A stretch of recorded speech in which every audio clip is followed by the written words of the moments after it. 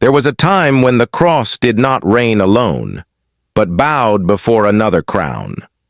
In Byzantium, faith and power were not merely allies, they were accomplices. The altar and the throne exchanged blessings and commands, and decisions made. In marble halls determined the eternal fate of millions. What was born as a message of humility and salvation became a diplomatic weapon, a military shield, and political currency. And behind the sacred chants, there were pacts that would never be preached in a sermon. Today, you will step behind the curtains of the empire that dared to shape heaven in its own image. You are on the Faith and Power channel. Subscribe now and comment where you are watching from. The story begins, and the truth will spare no one. Year 312. The Roman Empire was fractured, its legions divided, its streets scarred by civil wars. On the battlefield before the Milvian Bridge, a man looked to the sky as if searching for answers. Constantine, son of a general and a woman devoted to the one true God, carried not only the weight of war on his shoulders, but also the promise of uniting an empire and giving it a new heart. That night, he is said to have seen a sign, not a comet, or an ordinary lightning strike, but a cross of light tearing through the clouds with a phrase that would echo for centuries, in hoc signo vinces, by this sign you will conquer. The battle that followed was bloody, yet the victory brought more than territory. It sealed an invisible pact between the cross and the crown. The following year, with the Edict of Milan, Constantine granted freedom of worship to Christianity. The faith that had once hidden in the shadows of the catacombs now walked openly through the avenues of Rome. But the emperor was not moved solely by devotion. He saw in Christianity a force capable of uniting peoples, pacifying rebels, and sustaining imperial authority. In 330, Constantinople was born, the new Rome. Built upon the ancient Byzantium, its walls were as imposing as the promises it carried. Golden domes gleamed in the sun, mosaics told sacred stories, and Hagia Sophia, even in its first form, already stood as the symbol of an empire that claimed to be the guardian of the true faith. The city breathed religion. Processions of incense and hymns marched through marble streets. Relics were displayed as treasures. Patriarchs and emperors shared the same processions. Yet this perfect union was only appearance. Behind the stained glass windows and richly adorned altars, the cross was already beginning to bow before the crown. The throne of Byzantium took for itself the role of supreme arbiter of faith. Doctrines were debated not only in monasteries but also in the halls of the imperial palace. Heresies were no longer simple spiritual disagreements. They became crimes against the state. What was defined as dogma could carry not only blessings, but also sentences of exile or death. Constantine and his successors shaped religion according to political needs. An emperor could summon a council to resolve theological disputes, but also to silence opponents. The creed was not merely a profession of faith, it was a manifesto of loyalty to the empire. The people, however, embraced this new order with fervor. They saw in the emperor the equal of the apostles, chosen to protect orthodoxy. Byzantine liturgy, with its splendor of gold, incense, and choral chants, made every service feel like a glimpse of heaven. Yet few realized that at the heart of this splendor also rested the firm hand of politics. The walls of Constantinople were high, but the walls raised between pure faith and earthly power were fragile. Bishops who once led small, persecuted communities now moved among the intrigues of the court. Gifts, banquets, and imperial offices replaced the austere life of earlier times. The emperor, for his part, assumed the mission of bishop of those outside, guardian of the church in the world. This meant protecting, financing, and expanding Christianity, but also deciding which interpretations of the gospel would be permitted. Thus, The message once preached on the dusty streets of Galilee now passed through the scrutiny of the marble walls of the imperial palace. It was not only Rome that was reborn in Constantinople. It was a new kind of Christianity, majestic, organized, inseparable from the state. The city was both stage and symbol. From the top of its walls, the cross was seen above thrones. Within its churches, the throne was seen beneath the cross. Yet the silent question always remained: who truly commanded whom? This model, inaugurated by Constantine, would become the foundation of all Byzantine history. The throne needed the cross to legitimize itself, and the cross needed the throne to survive and expand. It was an indissoluble and dangerous alliance. In the centuries that followed, this fusion between altar and palace would bring both glory and ruin. It would produce masterpieces of art, defend borders, and convert nations. But it would also crush dissenters, silence voices, and turn disputes of faith into civil wars. The day the cross bowed to the crown was not marked by a single decree or a single battle. It was a process, begun that night before the Milvian Bridge, that would shape an entire millennium of history. A pact that began as a promise of victory and ended as a bitter lesson that when faith and power unite too closely, they may betray one another. The year was 325. The city of Nicaea was filled with voices, footsteps, and murmurs. Caravans brought bishops from every corner of the empire, some scarred by past persecutions, others already accustomed to the comforts of court life. At the center of it all, a man dressed in imperial purple waited. Constantine, not merely as host, but as arbiter of the faith. The issue was urgent. Arius, a presbyter from Alexandria, taught that the Son of God was not eternal like the Father, but created. His words ignited sermons and divided communities. The risk was clear. A fragmented church meant a vulnerable empire. When the Council of Nicaea opened, there were not only prayers but tension, alliances, and piercing gazes. Bishops debated Greek terms with the intensity of generals planning battles. Homoousios, of the same substance, became the word that would define orthodoxy and heresy, and it was under Constantine's authority that the final creed was approved. But the decree of Nicaea did not silence everyone. Future emperors would revise or reinterpret its decisions, moving pieces on the doctrinal chessboard according to political interests. In Byzantium, heresy could be not only a theological mistake, but also an inconvenient political stance. By the end of the 4th century, Theodosius I took this principle to the extreme. He convened the Council of Constantinople in 381 and declared that only Nicene Trinitarian faith would be permitted in the empire. Pagan temples were closed, rituals banned, and even disputes between Christian factions came under surveillance. The state now guarded dogma with the same firmness with which it defended its borders. In the years that followed, councils became both stage and weapon. At Ephesus in 431, the Patriarch of Constantinople, Nestorius, clashed with Cyril of Alexandria in a fierce debate over how to describe Mary: Theotokos, Mother of God, or Christotokos, Mother of Christ. Behind the dispute lay not only theology, but rivalry between two cities competing for closeness to the throne. Cyril's victory meant not only a title for Mary, but also the political downfall of Nestorius, exiled for the rest of his life. But the peak of this drama came at Chalcedon in 451. More than 500 bishops gathered to answer the question that had echoed since the Gospels: who is Jesus?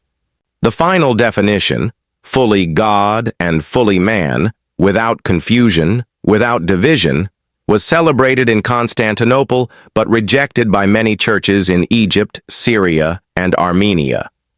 Thus was born a schism that would bleed for centuries. Councils were not free debates. They were carefully orchestrated by emperors who knew the outcomes they wanted. The summons, the location, the participants, even the order of speeches were determined by the palace. A bishop who voted the wrong way could lose his see, his property, and his freedom. This closeness between throne and altar had two faces. On the one hand, it allowed the church to speak with a unified voice in the face of external threats. On the other, it suffocated internal diversity and freedom of conscience. For the common people, the councils were distant events, but their decisions quickly reached the streets. Creeds were recited in liturgies. New titles were given to saints. Hymns changed their wording. And when a doctrine was condemned, it could mean imprisonment for neighbors, relatives, or local leaders. Empresses also played decisive roles. Pulcheria, sister of Emperor Theodosius II, used her influence to support Chalcedon. Centuries later, Empress Theodora would protect monks accused of heresy. In Byzantium, the politics of faith was not the exclusive domain of men. The corridors of the Great Palace and the naves of Hagia Sophia were in those days two sides of the same coin. Decisions made before the imperial throne echoed beneath the golden domes, and fiery sermons shaped public opinion about imperial decrees.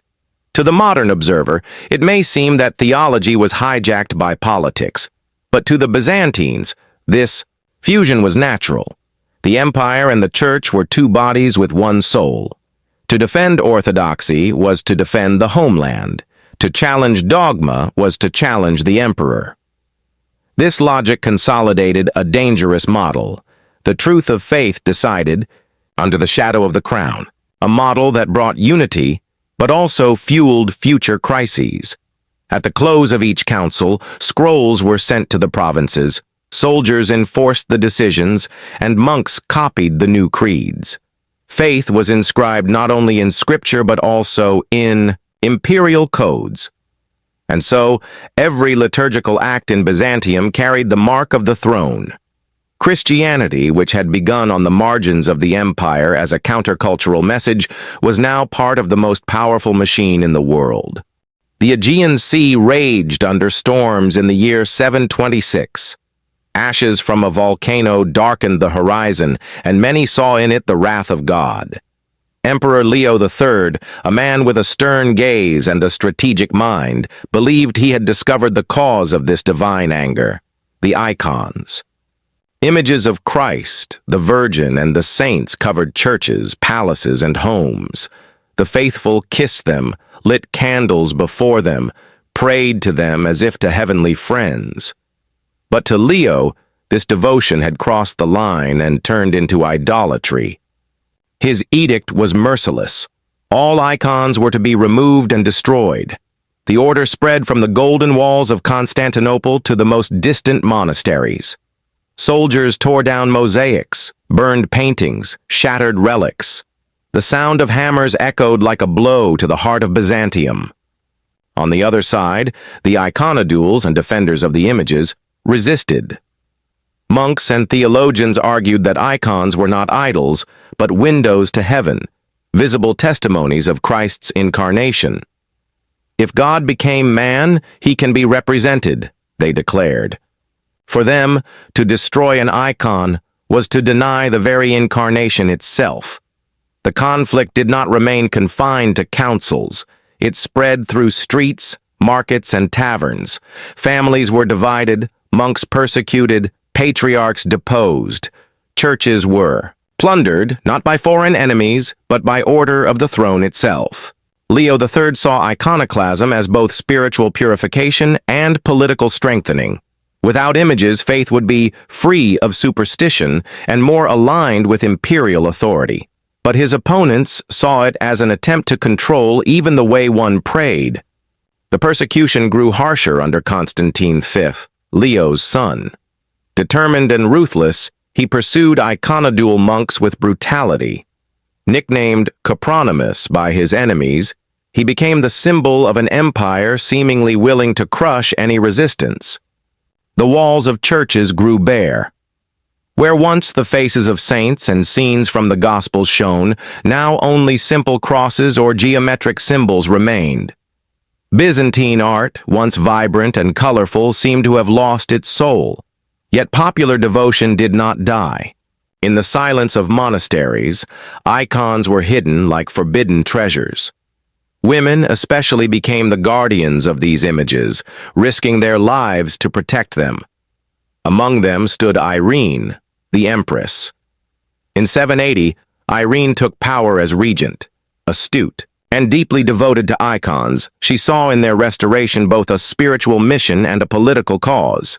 She convened the Second Council of Nicaea in 787, where, after fiery debates, the veneration of icons was officially restored. The council declared that veneration was not worship, and that the icon pointed to the prototype, not the material itself. It was a victory for the iconodules, but peace would not last. In the early 9th century, Emperor Leo V revived iconoclasm. More destructions, more exiles, more blood. The struggle seemed endless, like a wound the empire could never close. It was only in 843, under the regency of Empress Theodora, that the crisis came to an end. In a triumphant ceremony, icons were returned to the churches, and the event became known as the Triumph of Orthodoxy, still celebrated today on the first Sunday of Lent in the Orthodox Church. But the victory carried a cost. Decades of internal warfare had weakened imperial unity, drained resources, and left deep scars in the collective memory. The iconoclastic crisis was not merely an aesthetic or theological dispute. It was proof that in Byzantium, faith was inseparable from power, and power could dictate even what was seen on the walls of the sacred. Yet from this war also emerged a refined visual theology that would shape Christian art for centuries.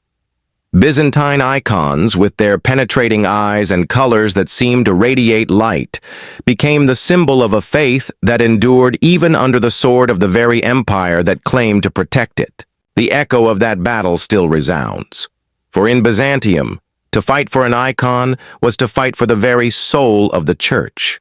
The 13th century brought dark clouds over Constantinople. In the West, the Crusades had begun with the promise of liberating Jerusalem, but the Fourth took a darker path. In 1204, Crusaders hired as allies became predators. Seduced by gold and power, they surrounded the very city they were meant to protect. The walls resisted for weeks, but when they finally fell, horror spread. Latin knights looted palaces, set entire districts ablaze, and profaned churches. In Hagia Sophia, altars were smashed, golden mosaics torn down, the sanctuary turned into a stable.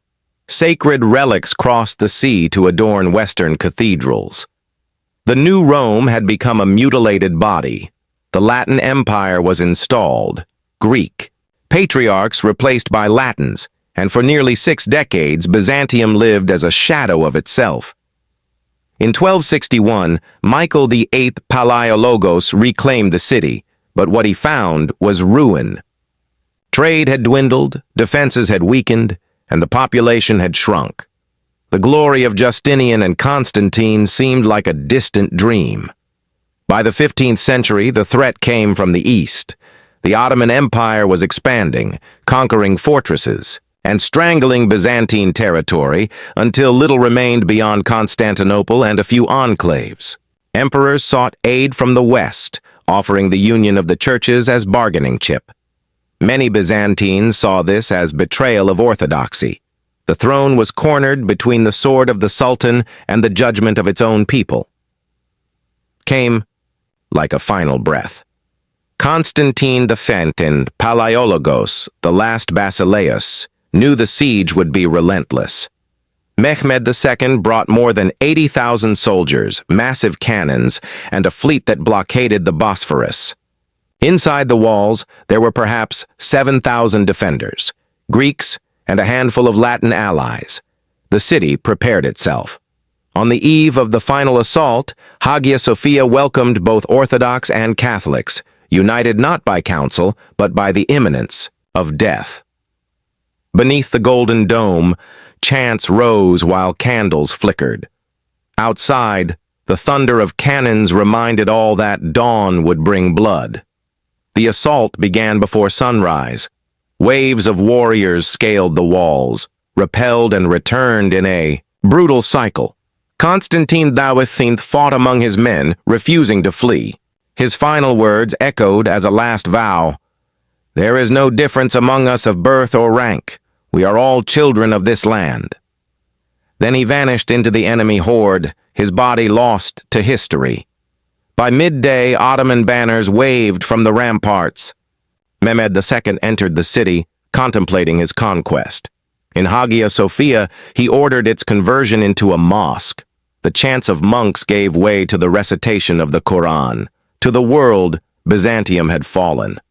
To the surviving Byzantines, it was the end of an era, and proof that the alliance of cross and crown had not shielded the empire from ruin, yet its legacy endured. Orthodox liturgy, shaped under emperors, would still echo in Eastern churches. The art of mosaics would continue to inspire.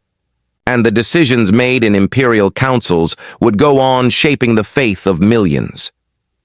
The fall of Constantinople was not merely the collapse of walls, but the sunset over a world where crown and cross had walked side by side. And, as with every bond too tightly bound, the union that once gave strength also carried within it the seed of downfall. This is Byzantium's eternal warning. When earthly power clothes itself in the colors of the divine, its brilliance may dazzle, but its shadow may consume all. At the heart of Constantinople, two crowns shone, one of gold, the other of a mitre. The Basileus, master of walls and legions, and the Patriarch, guardian of faith and liturgy, shared the stage of Byzantium. In theory, they walked side by side in the harmony of symphonia. In practice, every gesture, every decree, every blessing carried the tension of a hidden struggle. Who would guide the empire's destiny? Some emperors, like Justinian I, embraced this dual mission with zeal. He not only built Hagia Sophia but also intervened in doctrinal disputes, drafting laws and sponsoring councils. For him, ruling the empire and protecting the faith were inseparable parts of the same crown. But not all patriarchs accepted an emperor so present at the altar. Men like Michael Cerularius in the 11th century showed that the mitre could also challenge the purple. Cerularius clashed with Constantine IX when the emperor sought diplomatic rapprochement with Rome. Their dispute helped light the fuse of the Great Schism of 1054, which forever divided East and West. Centuries earlier, the rise of Photius had revealed another side of this tension. Appointed patriarch by Michael III, without even being a monk, his nomination sparked protests. Yet Photius showed surprising independence, confronting Rome and questioning imperial decisions. For this, he was deposed, restored, exiled, and restored. Again, a chess match in which the most valuable piece was the soul of the empire. The throne and the altar needed each other, but each feared the other's excess of power. A patriarch who resisted could be accused of heresy. An emperor who was challenged could hear fiery sermons that, disguised as spiritual exhortations, were in fact political blows. The people watched with both fascination and fear. To them, the emperor was the earthly defender of the faith, the patriarch, the heavenly voice of the city. When united, Byzantium flourished. When opposed, the empire trembled. Some clashes became legendary. In the 9th century, Patriarch Nicephorus I defended the icons against the Iconoclasm of Leo V. He refused to yield, was deposed, and exiled. The throne's victory was temporary, the memory of his resistance eternal. There were also patriarchs who mastered the art of diplomacy. They knew when to support the emperor and when to step back, securing benefits for the church without directly challenging the crown. They were masters of navigating the turbulent waters of Byzantine politics, maintaining a fragile balance between devotion and survival. In the corridors of the Great Palace, discussions between basileus and patriarchs may have been muffled by mosaic-covered walls, but their echoes reached the streets. The people sensed when the tone shifted. Processions could grow colder, sermons sharper, prayers more laden with subtext. The ideal symphonia preached cooperation, but in reality it was a dance across a minefield. One misstep and alliances unraveled. At times, it was the Patriarch who crowned the emperor. At others, it was the emperor who chose, or deposed, the Patriarch. This relationship shaped the very character of the empire.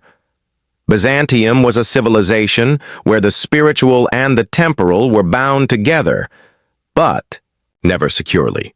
Each generation rewrote the balance of power, sometimes strengthening the throne, sometimes the altar. And beneath all these disputes lingered the question no one dared to voice aloud. When the crown and the mitre meet, who truly leads? History would show that, in critical moments, this tension could either save or condemn the empire. In the defense of Constantinople against external enemies, the union of Basileus and Patriarch inspired courage. But in times of internal crisis, their rivalry fueled divisions that weakened the walls more than any battering ram. Thus, Byzantium lived for centuries in this unstable balance, and it would pay a high price when the time came to face its final destiny. Byzantium is not merely a closed chapter in history. It is a mirror, reflecting what happens when faith and power intertwine until they are indistinguishable. For more than 1,000 years, the Byzantine Empire was a beacon of culture, guardian of orthodoxy, and master at weaving together the sacred and the political. It built cathedrals that still defy time, formulated creeds that continue to shape Christian faith, and defended its borders with almost legendary courage, but it also persecuted, corrupted, and lost itself in its own intrigues. The same alliance that raised fortresses also built invisible walls between the gospel and its essence. Today, as leaders and nations still attempt to wear crowns with the authority of the cross, the story of Byzantium remains a warning. Its glory is a reminder, and its fall a caution. If this story sparked your curiosity, subscribe to the Faith and Power channel and comment where you are watching from. History does not belong only to the past. It lives in the choices we make today. And the lesson of Byzantium is not yet finished.